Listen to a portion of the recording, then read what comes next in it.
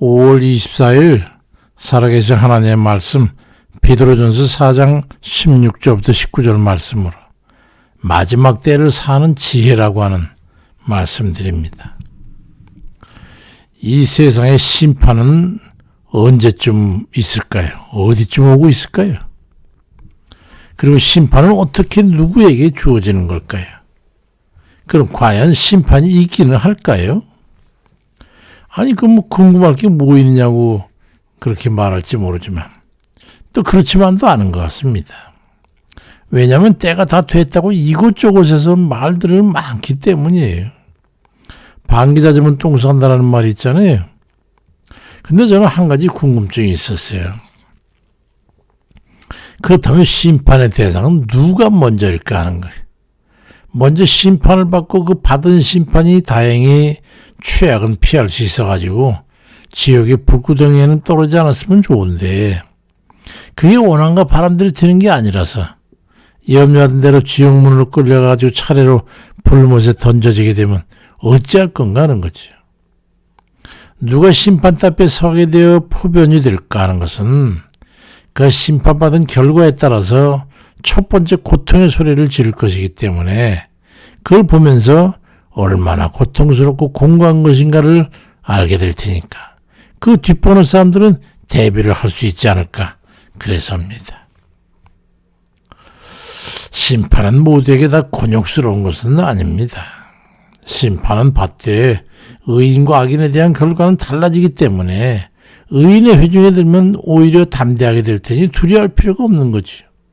그렇지만 반대로 악인이 무리 속에 들게 된다면 여지없이 불못에 이게 될 테니까 그건 영원히 죽음보다 못한 형벌이 될 겁니다.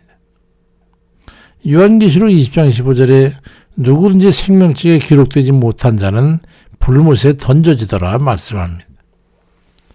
저도 예전에는 천국과 지옥에 대한 개념이 추상적이었다고 밖에 할 수 없었는데 7, 8년 전에 기도처에서 주께서 보여준 두 번의 환상을 통해서 체험한 그 후로부터는 생각이 완전히 바뀌어졌지요. 저에겐 절대적인 게 됐습니다. 어떤 일이 있어도 어떤 희생이 있더라도 천국에 들어가야 된다는 그런 비전을 갖게 됐어요. 그래서 삶의 우선순위를 바꿔서 전심전력하게 되었던 겁니다. 오늘 본문 베드로전서 4장 11절 이하에 보니까 하나님의 집에서 심판을 시작할 때가 되었나니 만일 우리에게 먼저 하면 하나님의 복음을 순종하지 아니하는 자들의 그 마지막은 어떠하며 또 의인이 겨우 구원을 받으면 경건하지 아니한 자의 죄인은 어디에 서리요라고 말씀합니다. 우리 하나님 백성들이 먼저 심판을 받게 될 거라는 거예요. 심판은 먼저 의의 심판이 이루어질 거라고 성경은 분명히 말씀합니다. 그리스도인들에게 먼저 의의 심판이 주어지고 난 뒤에 이어서 불의 심판이 이어지게 돼가지고 악인들에게 2차적으로 주어지게 될 거라고 성경은 증거합니다. 물론 믿음으로 의롭다고 여김받은 의인들에게는 심판을 통해서 구원이 확증되겠지요. 적당주의들이 말하는 연옥 같은 그런 근거 없는 말을 믿고 허랑방탕해서는 안 됩니다. 캐톨릭 기율에 보면 연옥은 천국에서는 가기엔 자격이 부족하지만 지옥으로 갈 정도의 큰 죄는 짓지 않은 죽은 자들의 영혼이 머무는 곳을 연옥이라고 한다고 설명하고 있어요. 그렇지만 그런 언급은 성경 어느 곳에도 근거가 없는 것이기 때문에 행여 기대할 것이 없어요. 그 말 믿고 적당히 죄를 짓고 먹고 마시며 살다가는 영락없는 불못입니다. 그 연옥이 어디서 나왔냐면 단테라고 하는 사람의 신곡에 소설의 어구로 등장하면서 사람들의 환심을 사게 됐고 좋다 해가지고 종교개혁 시기에 개신교와의 차별성 때문에 우겨넣은 허구에 불과한 교리거든요. 소설 내용입니다. 행위에 의한 공동 여부에 따라서 연옥의 체류기간이 설정되기 때문에 더더구나 우리 기독교 교리와는 맞지 않는 것이죠. 근데 거기에 이렇게 이렇게 매력을 느끼고 있는 사람이 있는 것 같아요. 적당히 살겠다 이 말이죠.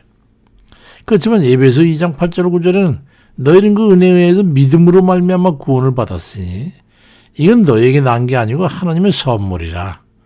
행위에 난 것이 아니는 누구든 자랑치 못하게 함이라고 분명히 믿음으로만 된다고 말씀하고 있어요.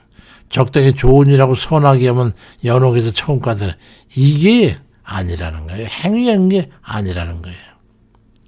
문제는 심판이 분명히 이루어질까라는 거죠. 히브리 9장 27절 이하에 한 번 죽는 건 사람에게 정해진 것이고 그 후에는 심판이 있는데 이와 같이 그리스도도 많은 사람의 죄를 담당하시라고 단번에 들으신 바 되었다고 말씀하고 있어요. 또 히브리 10장 27절은 오직 무서운 마음으로 심판을 기다리는 것과 대적하는 자를 태울 맹렬한 불만 있으리라고 말씀합니다. 무서운 심판이 기다리고 있다고, 그리고 불못이 기다리고 있다고 말씀하는 거예요. 문제의 관점은 심판은 분명히 이루어질 것이고 그 결과는 책임져야 한다는 거예요. 우리가 살고 있는 이 시대가 너무 어두워져서 죄와 악이 난무하고 있고 자신들이 저지르고 있는 행위들이 이게 죄인지 아닌지조차 인식하지 못할 만큼 타락해 있다는 게 이게 우리를 두렵게 하고 있는 거지요. 좀 더 분명한 어조로 표현한다면 하나님 뜻대로 잘 살아야 한다는 말이에요. 심판에 두려움 없는 사람이 어디 있겠어요. 근데 그날이 곧 온다고 하는 것을 우리는 잊지 말아야 합니다. 이사야 40장 11절에도 재앙이 내게 임하리라. 그러나 네가 그 근원을 알지 못할 것이며 손해가 내게 이르겠지만 그러나 이를 물리칠 능력이 없을 것이며 파멸의 호련이 네게 임하겠지만 그러나 네가 알지 못할까라고 말씀하고 있고, 데살로니가전서 5장 3절엔 형제들아 때와 시기에 관해 너에게 쓸 것이 없지만 주의 날이 밤에 도둑같이 이를 줄을 너희 자신이 자세히 알 것이다. 평안하다 안전하다 할 그때에 임신한 여자에게 해산의 고통이 이른 것 같이 멸망이 갑자기 그들에게 이르니 결코 피하지 못하리라고 말씀합니다. 아직은 아니라고 하는 이들이 있을지 모르지만 그거보다 어리석은 게 어디 있겠어요.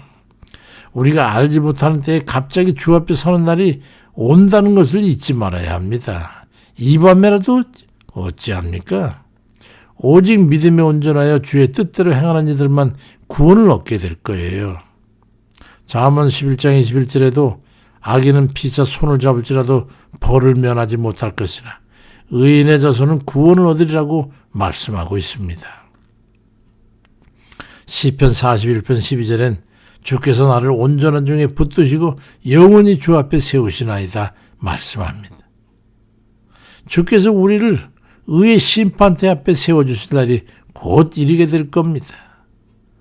그날에 부끄러움 당하지 않도록 하루하루를 주를 의지해서 주를 온전히 믿고 그 뜻대로 따라 성실하게 살아내는 그런 복된 다 되시길 주의 이름으로 축원드립니다.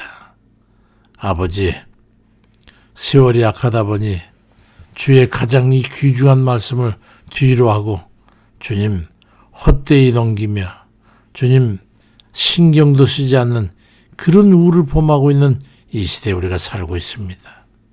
아버지, 이 말이 얼마나 우리에게 중요한 것인지 온 우리의 신앙의 전체 알곡 중에 알곡인 것을 깨달았어. 항상 준비에 부족함이 없도록 아버지 저희들 발걸음 인도해 주시고 주의 뜻을 따라 행하는 그런 저희들 되도록 아버지 발걸음을 인도해 주옵소서.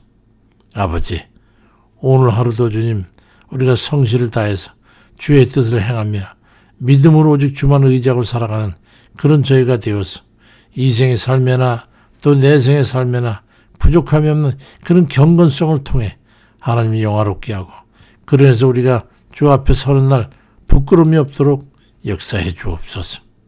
우리의 생각과 뜻과 마음 이 모든 걸 다 오직 한 가지 초점에 맞춰서 주의 나라에 이르는 것이 우리 여생의 목표인 것을 깨달아서 아버지 영생의 길 바로 가는 저희 발걸음 되게 인도해 주옵소서.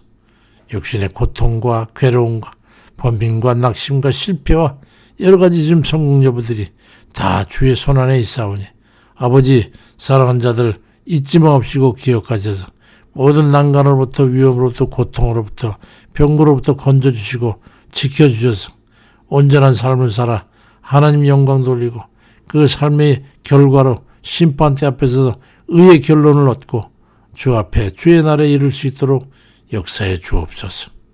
오늘도 주님만 의지하옵고 예수 그리스도의 이름으로 기도드립니다. 아멘입니다.